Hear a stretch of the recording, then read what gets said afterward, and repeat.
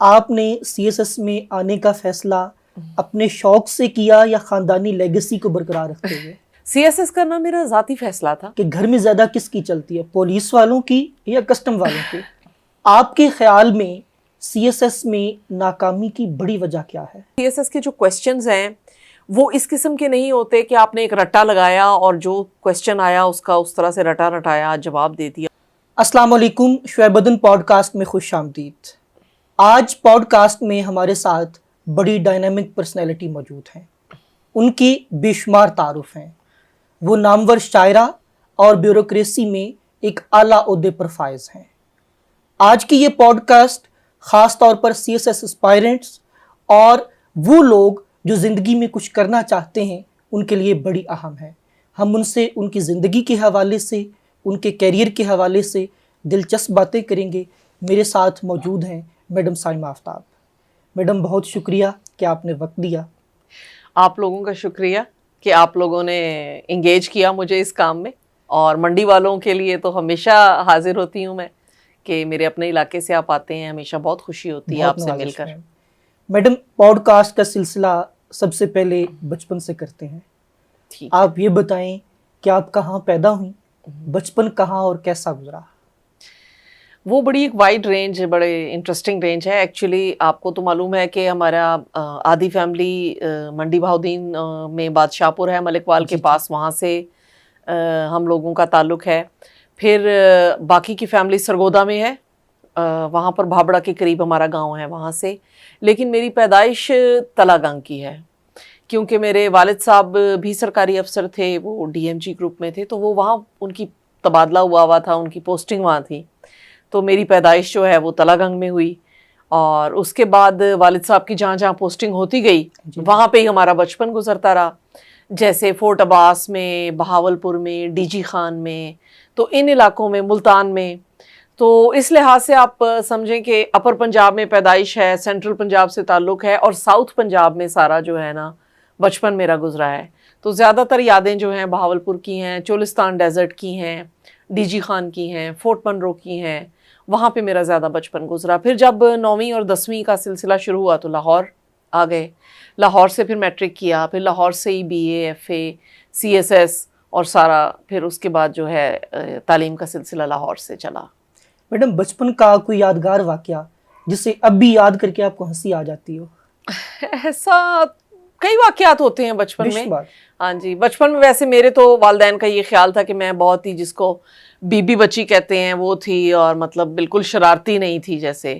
لیکن یہ ہے کہ ایکسپیرینسز سارے بچپن میں جو کر سکتے ہیں آپ، ٹیوب ویلوں میں نہانا، گھوڑوں پہ جو سواری، گاؤں میں جا کر یہ سب کام کرنے، اور صحرا کی راتیں، کیونکہ میرے والد چولستان ڈیولپمنٹ اتھارٹی کے ڈی جی تھے، تو ہم لوگوں نے کئی راتیں کیمپنگ بھی کی ہے چولستان میں، اور سانپوں سے سامنا اور اس طرح کی چیزیں۔ تو وہ بڑی، میرا خیال ہے کہ وہ بھی ایک بڑا انریچنگ ایکسپیرینس تھا، اور بہت ہی ویرڈ ایکسپیرینس تھا۔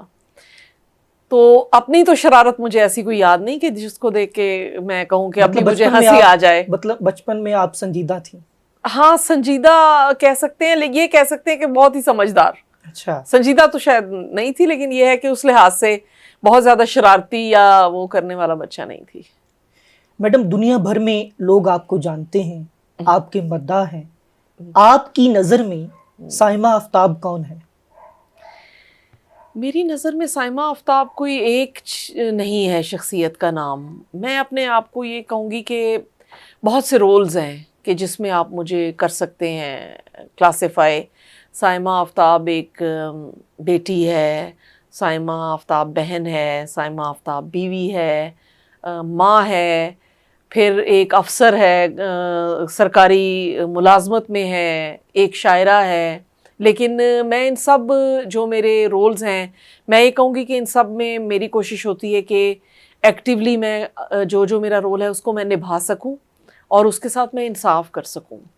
اور سائمہ آفتاب میرا خیال ہے کہ ایک حیرتی ہے بس، جو دنیا میں اپنا سفر کر رہا ہے، اور شاعری وہ اس کا ایک حصہ ہے کہ جس میں وہ اپنی اس حیرت کو کہیں جو ہے وہ قلم بند کر رہا ہے۔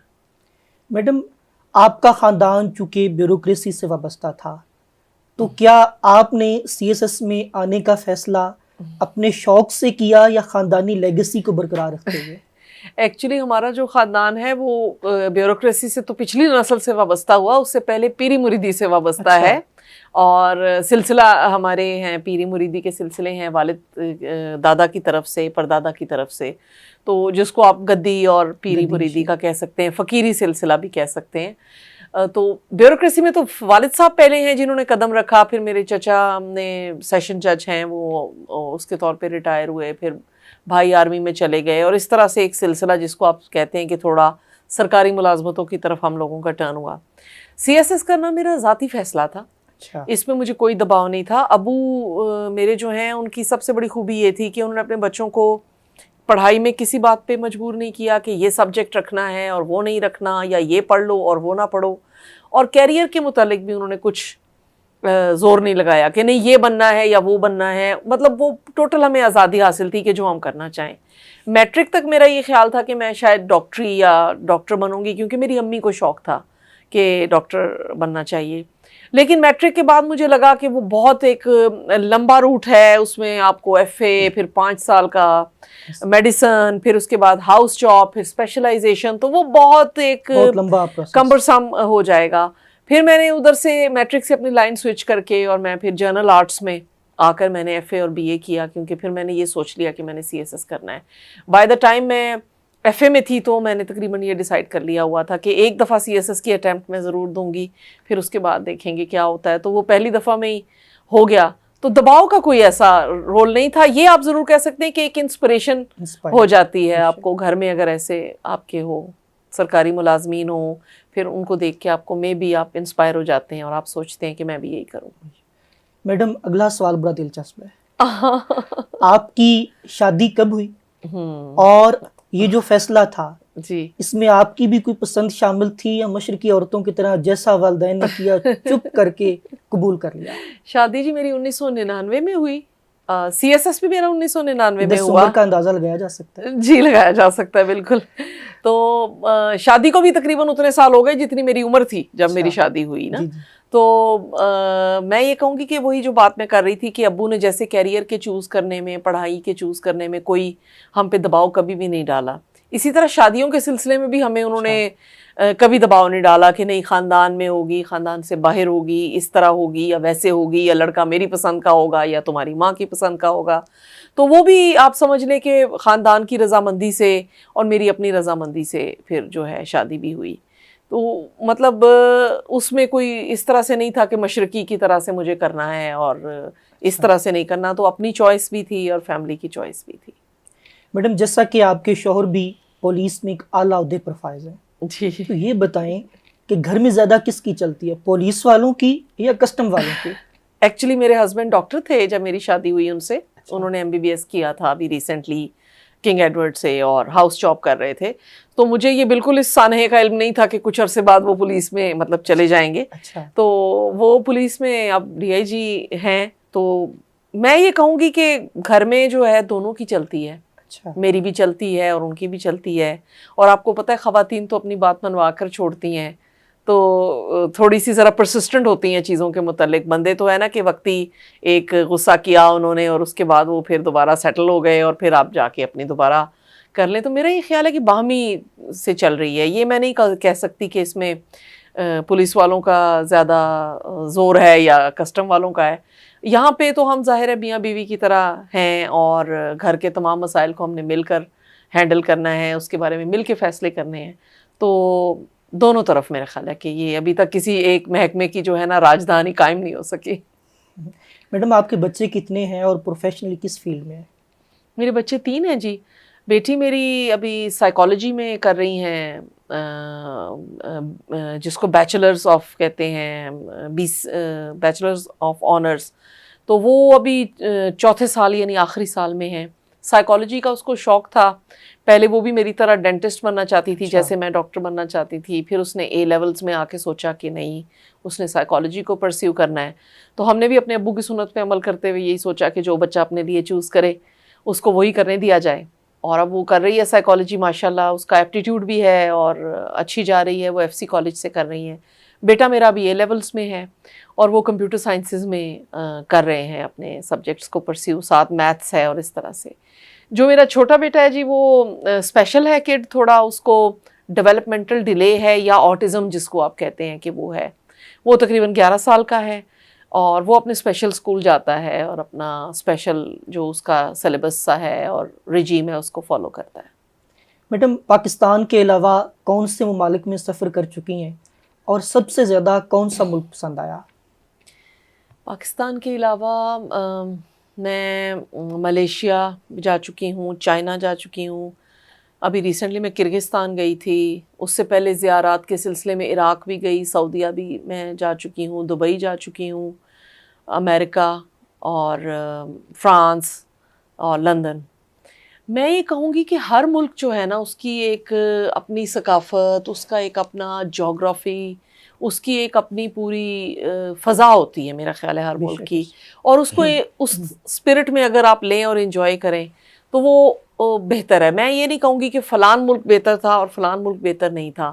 مجھے تو ہر جگہ جا کر بہت اچھا لگا کیونکہ ٹریولنگ جو ہے وہ میرے بڑے پسندیدہ مشغلوں میں ہے، اس لیے میں ایکسپلور کرنا یا دیکھنا چاہتی ہوں بہت سے ملکوں کو.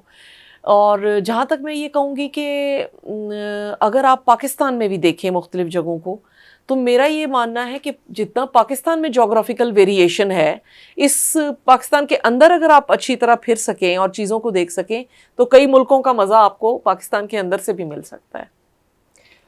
میڈم، کبھی گانے وغیرہ یا فلمیں ڈرامے دیکھنے کا شوق ہوا؟ جی جی، کیوں نہیں. فلمیں اور ڈرامے تو ظاہر ہے دیکھے ہیں. اس زمانے میں ڈرامے ہم دیکھا کرتے تھے جب بہت معیاری ڈرامے پی ٹی وی پہ یا ایک تو جو پرائیویٹ چینل شروع میں ہوا کرتے تھے ان پر لگتے تھے، اور ظاہر ہے ان کا کانٹینٹ بہت اچھا ہوتا تھا، وہ آپ کا دیکھنے کا بھی دل کرتا تھا، اس کو فالو بھی کرنے کا دل کرتا تھا. اب آج کل جو ڈرامے چل رہے ہیں ٹی وی چینلز پہ وہ تو میں 5 منٹ اگر دیکھوں تو مجھے لگتا ہے یا تو میرا بلڈ پریشر ہائی ہو جائے گا یا میری جو ہے سینٹی میں نے ختم ہو جائے گی، لوز ہو جائے گی ان کو دیکھ کے. تو اب اس طرح سے ڈرامے نہیں فالو کر سکتی. موویز کا شوق ہے لیکن موویز میں بھی زیادہ بالی ووڈ کی موویز، آرٹ موویز یا موویز جو کسی سبجیکٹ پہ بنی ہو یا ہیومرس موویز آپ سمجھ لیں، ایکشن یا تھرلر، سسپینس اور جو ہوتی ہیں ہارر موویز، ان کا اتنا مجھے شوق نہیں ہے تو وہ میں دیکھتی ہوں. اور گانے تو شوقین ہوں میں بہت زیادہ، ہر طرح کے سنگنگ کی، مثلاً کلاسیکل بھی ہے، سیمی کلاسیکل ہے، غزلیں ہیں، پاپ ہے، ایوری کائنڈ آف میوزک جو ہے نا اس کی وہ مجھے پسند ہے. بلکہ مجھے اتنی گانوں کے لیرکس یاد تھے اور یاد ہیں کہ وہ پورا گانا جو ہے وہ میں بتا سکتی ہوں آپ کو کہ کیا ہے اور اس کو ریپیٹ کر سکتی ہوں. جی. کبھی گانے کا اتفاق ہوا؟ گانا تو نہیں، گنگنا لیتے ہیں، اور کبھی کوئی شادی بیاہ ہو تو اس میں ڈھولک پہ ہم گانے گا لیتے ہیں اپنے خاندان میں، کزنز وغیرہ میں اس طرح سے. لیکن یہ کہ باتھ روم سنگر آپ کہہ سکتے ہیں. میڈم، سوشل میڈیا پر آپ کی شیئر ہونے والی ساری تصاویر آؤٹ اسٹینڈنگ ہوتی ہیں، اچھا، اس کا کیا راز ہے؟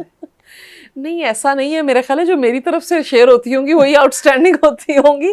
باقی تو آپ دیکھیے جس طرح سے تقریبات میں ہم جا رہے ہوتے ہیں، مختلف مشاعروں پہ، کسی فنکشن پہ جانا پڑ جاتا ہے آپ کو، وہاں اس کی آپ کے بس میں نہیں ہوتا کہ آپ اپنی تصویر اپنے مطابق خود لے رہے ہوں، کیونکہ مختلف لوگ لے رہے ہوتے ہیں اور پھر وہ اسی سہولت سے پوسٹ بھی کر دیتے ہیں.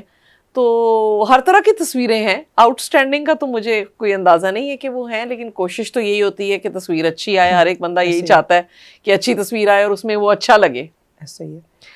لیکن میرا خیال ہے کہ کافی لوگ مجھے یہ کہتے رہتے ہیں کہ فوٹو جینک ہیں آپ اور آپ کی تصویر اچھی آتی ہے. تو چلیں یہ بھی اللہ تعالیٰ کا شکر ہے کہ اگر ایسی کوئی بات ہے. یہ بھی اللہ کا کرم ہے. جی بالکل. اچھا میڈم، یہ بتائیں، تھوڑا سا CSS کے حوالے سے بات کرتے ہیں. جی. ہر سال بہت سارے لوگ CSS کا امتحان دیتے ہیں لیکن ناکام ہو جاتے ہیں. آپ کے خیال میں CSS میں ناکامی کی بڑی وجہ کیا ہے؟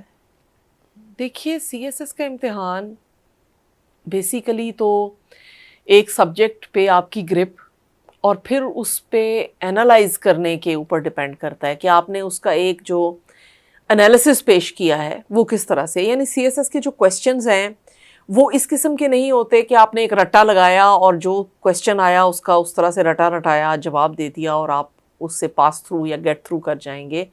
اس کویسچن میں لازمی کوئی نہ کوئی ایسا ٹوسٹ ہوتا ہے کہ جس میں آپ کو اپنا مائنڈ اپلائی کرنا پڑتا ہے اور اپنی کوئی نہ کوئی اوپینین بلڈ کرنی پڑتی ہے.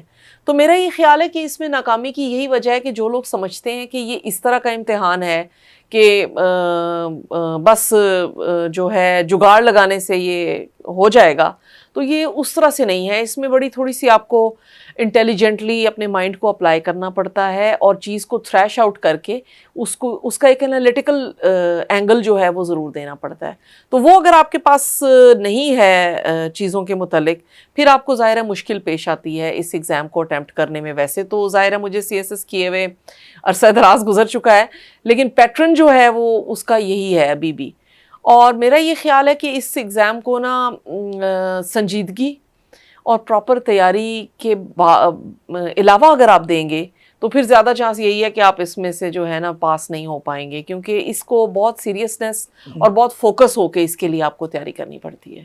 میڈم جیسا کہ آپ نے کہا کہ آپ کا پیری مریدی سے بھی تعلق رہا ہے، جی بالکل. تو یہ بتائیں کہ CSS کو پاس کرنے کا کوئی ٹوٹکا، کوئی فارمولا، کوئی ایسی چیز ہے یا ابھی تک نہیں ایجاد ہوئی؟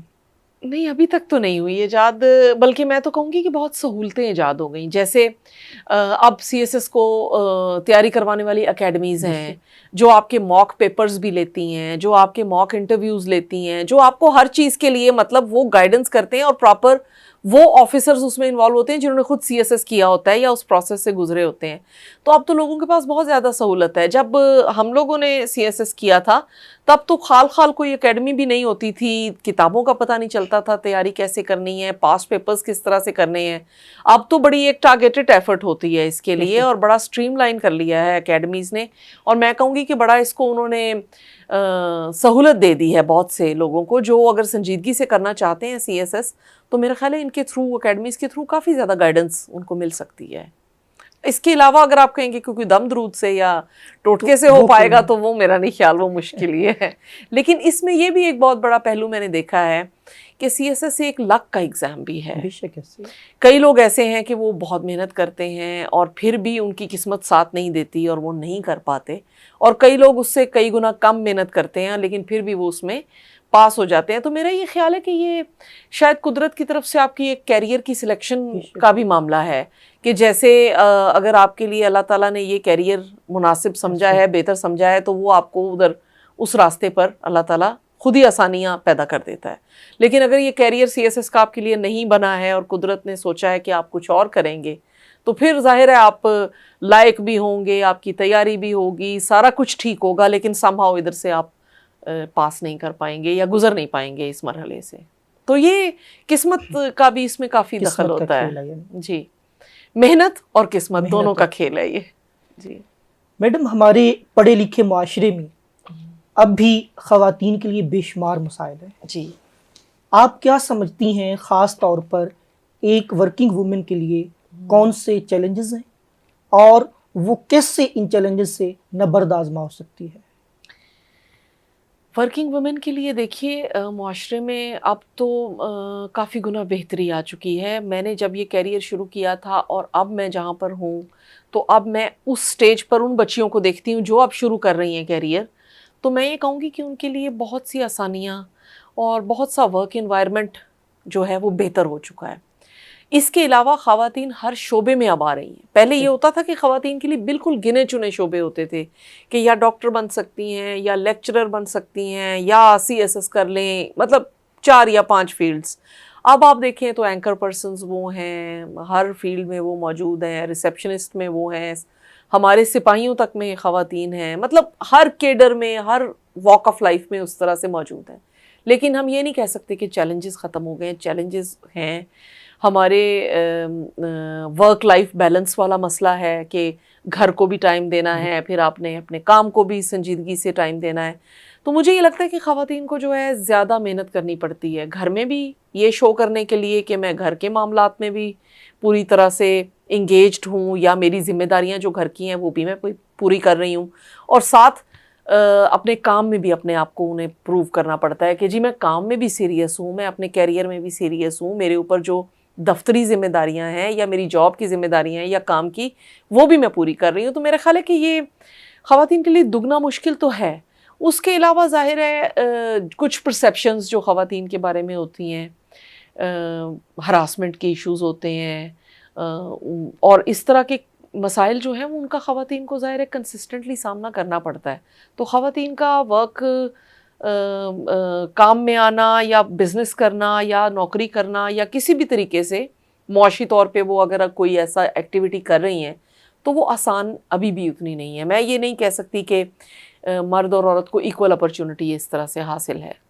ایک دفعہ کسی چیز میں داخل ہو جانے کے لیے تو شاید ہے ایکول اپرچونٹی، یعنی وہ محنت کریں خواتین تو وہ بھی پہنچ جاتی ہیں، مرد محنت کریں تو وہ بھی پہنچ جاتے ہیں. لیکن اور اکثر خواتین کا آپ نے دیکھا ہے کوٹا بھی ہے مختلف ملازموں میں، تو ان کو یہ بلکہ ایج ہے مردوں کے اوپر کہ وہ کوٹے کی بیس پہ بھی کافی زیادہ ہو جاتی ہے. لیکن اپنی نوکری کو چلانا اور تھرو آؤٹ کئی سال تک اس کیریئر کو لے کے چلنا وہ خواتین کے لیے بھی مشکل ہی ہے. میڈم آپ جیسا کہ شاعرہ ہیں اور آپ مشاعرے بھی دھڑا دھڑ پڑھتی ہیں، اس کے علاوہ میری کوشش تمام اس کے خلاف ہوتی ہے لیکن پھر بھی مجھے دھڑا دھڑ پڑھنے پڑتے ہیں. اس کے ساتھ ساتھ افسری بھی ہے، گھرداری بھی ہے، دیگر سماجی سرگرمیاں بھی ہیں. آپ اس سارے عمل کو مینج کیسے کرتی ہیں؟ انتہائی دقت سے، میں یہ کہوں گی کہ بہت ہی دقت سے.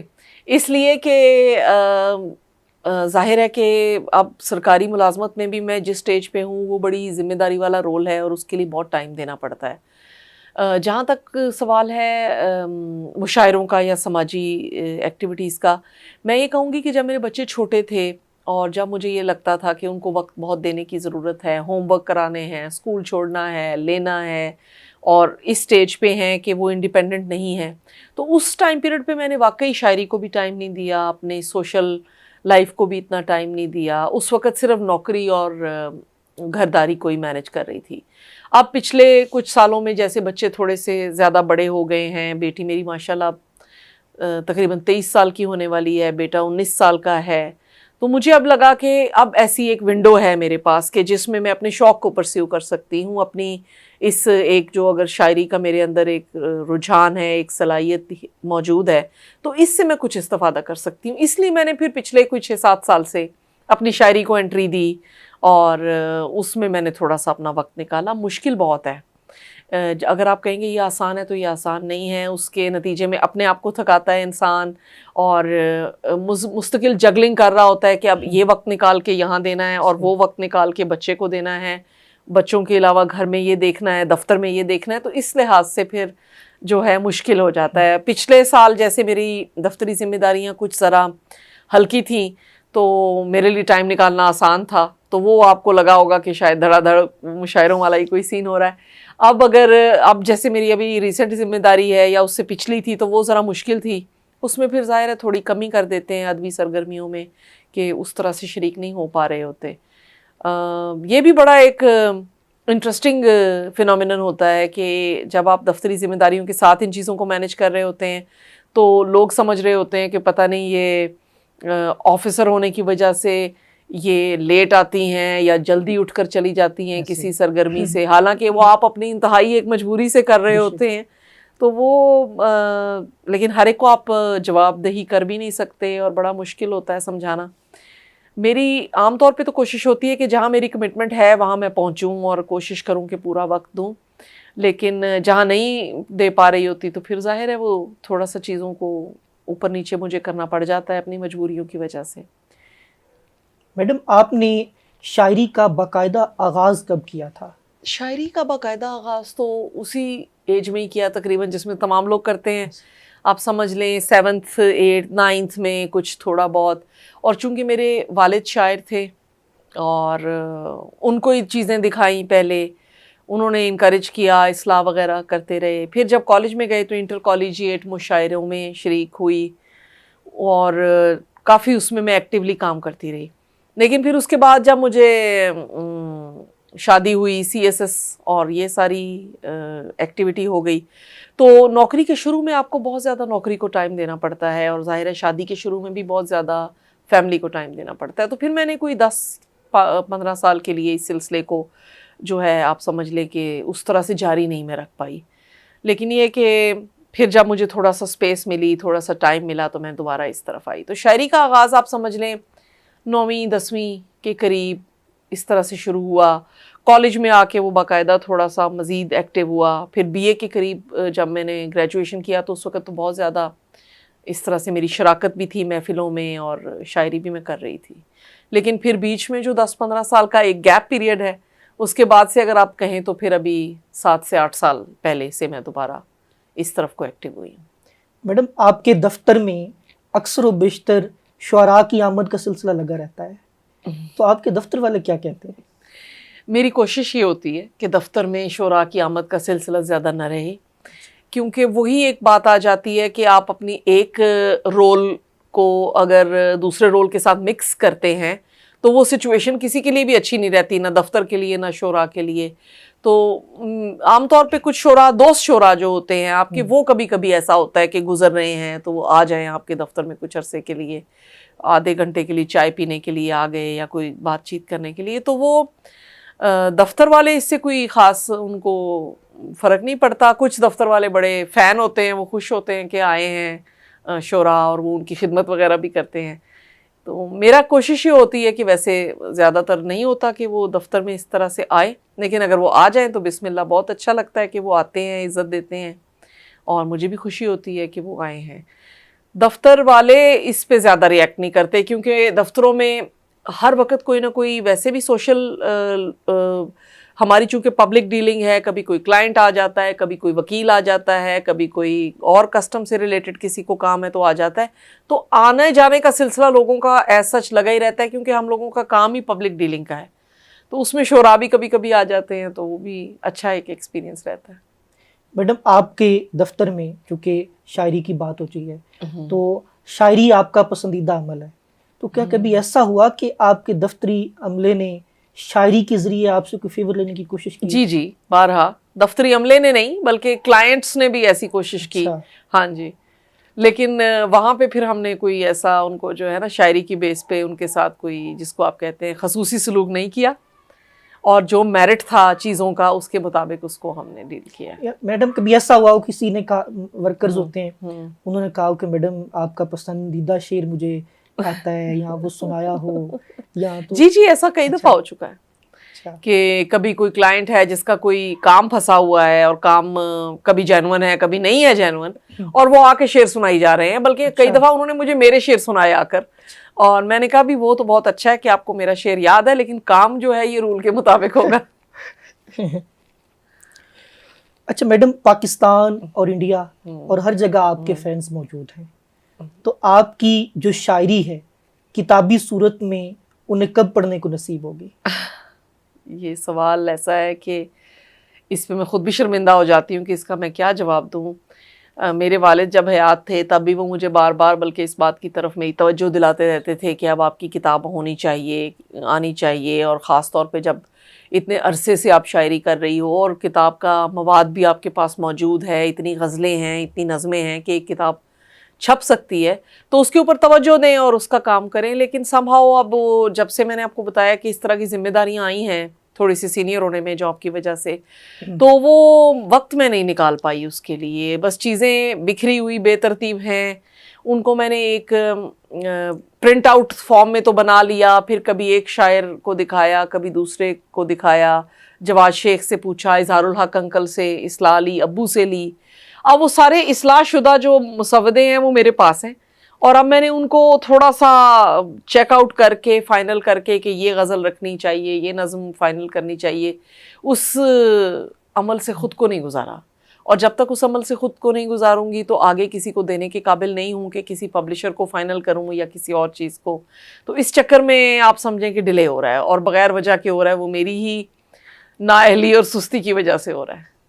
میڈم آپ کا ایک شعر ہے, میں اپنے بھائیوں کو زندگی کے گر سکھاتی تھی, میرے ابو کہا کرتے تھے میں سردار عورت ہوں. تو کیا آج کے والدین اپنی بیٹیوں کو ایسا اعتماد دینے میں ناکام کیوں دکھائی دیتے ہیں؟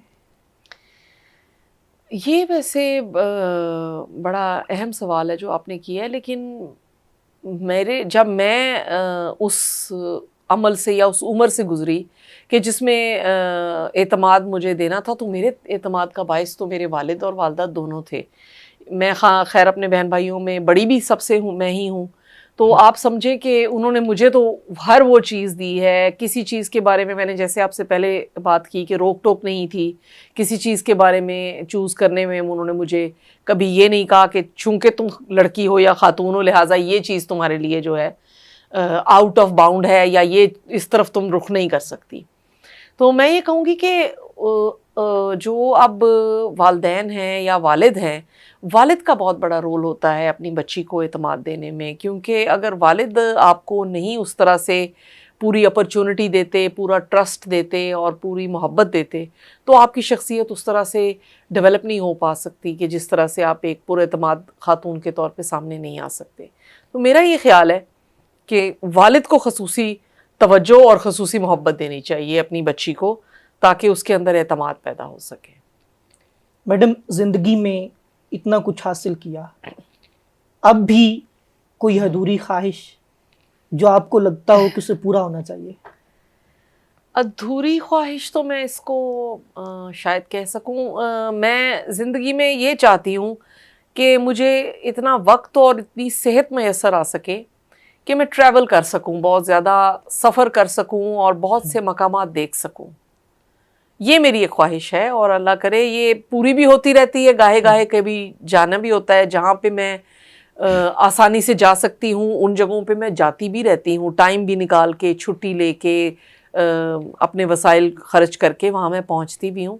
لیکن میری یہ خواہش ضرور ہے کہ اللہ تعالیٰ مجھے اتنے وسائل, اتنی صحت اور اتنا وقت دے کہ میں اللہ تعالیٰ کی یہ دنیا جو ہے اس کو دیکھ سکوں.